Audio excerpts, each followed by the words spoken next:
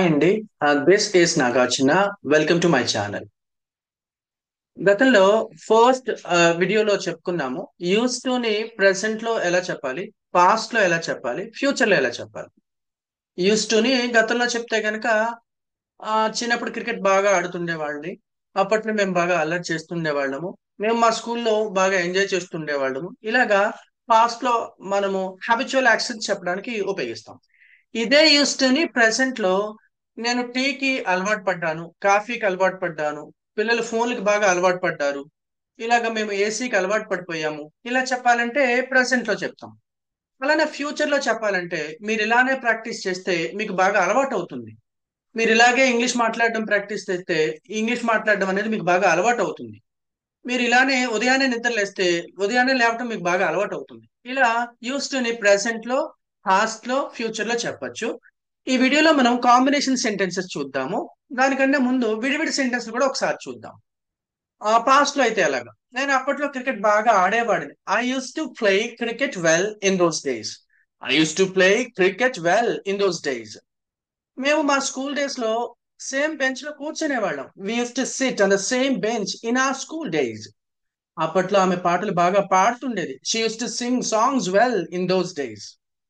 నాకు ఉదయాన్నే కాఫీ తాగడం అలవాటు, కాఫీ బాగా అలవాటు. నాకు అలవాటైంది, అలవాటు అయిపోయింది.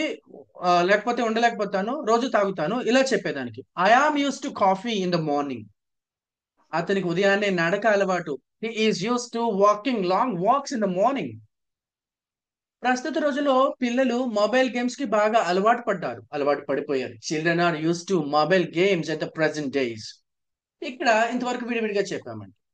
అదే కాంబినేషన్ ఇస్తే చూడండి. అతను ఈ వర్క్ కి కొత్త, అంటే ఈ పనికి కొత్త. రాను రాను అతనికి ఈ పనికి బాగా అలవాటు పడతాడు. He is new. He is new to this work. He is new to this work. He will be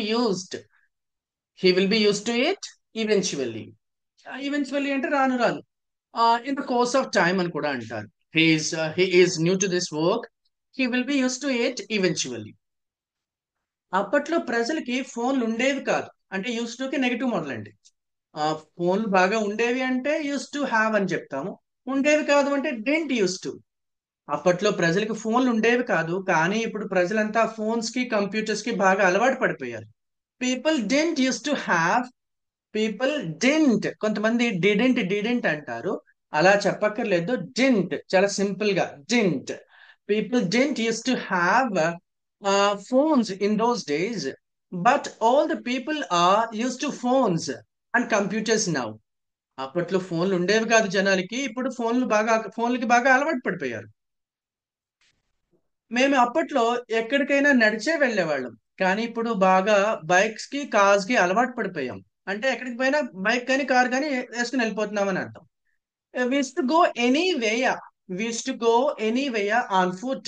ఇక్కడ అసాధారణంగా బై వాక్ అని అంటారు. అలా కాదండి, ఆన్ ఫుట్ అంటే కరెక్ట్ గా ఉంటుంది. We used to go anywhere. We used to go anywhere on foot in those days. But we are used to bikes and cars. We are used to bikes and cars now. అప్పట్లో మేము ఎప్పటికైనా నడిచే వెళ్ళేవాళ్ళమే, కానీ ఇప్పుడు bikes కి cars కి బాగా అలవాటు పడిపోయింది. నెక్స్ట్ అండి, మీరు ఈ విధంగా ప్రాక్టీస్ చేస్తే మీకు త్వరలోనే ఇంగ్లీష్ మాట్లాడడం బాగా అలవాటు అవుతుంది. మీరు బాగా ఇంగ్లీష్ మాట్లాడడానికి అలవాటు పడతారు. If you practice like this if you practice like this you will be use to speaking English well soon.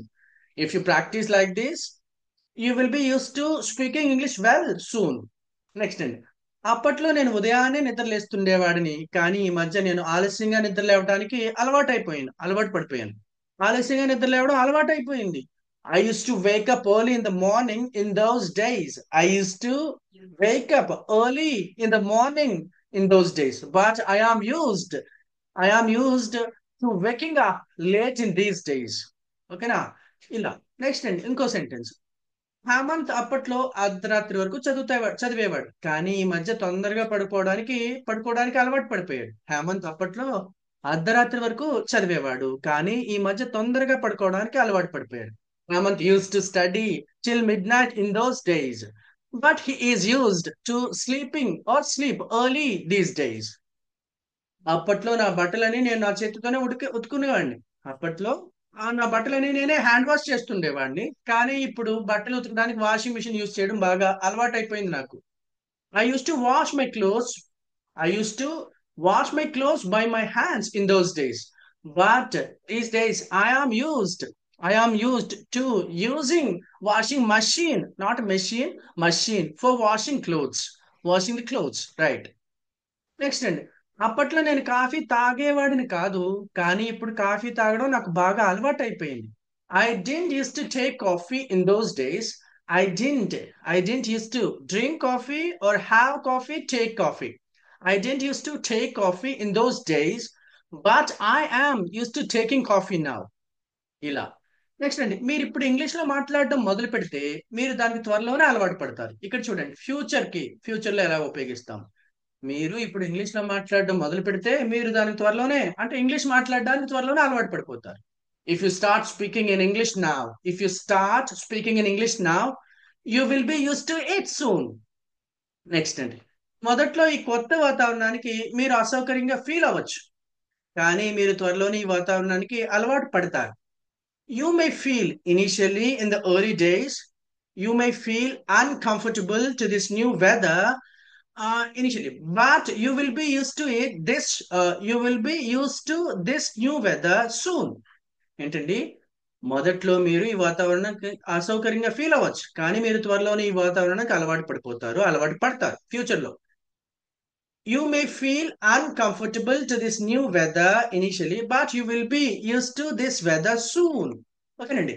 ఇలాగా యూస్ టు మోడల్ ని అందరూ చెప్పేది గతంలో చేసే పనులకని అంటారు. అలానే ప్రెసెంట్ లో ఫ్యూచర్ లో కూడా వాడొచ్చు అనే సంగతి మనం తెలుసుకున్నాం.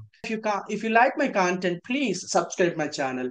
Please share to your known people, and you can give your comment through comment section. Thank you so much.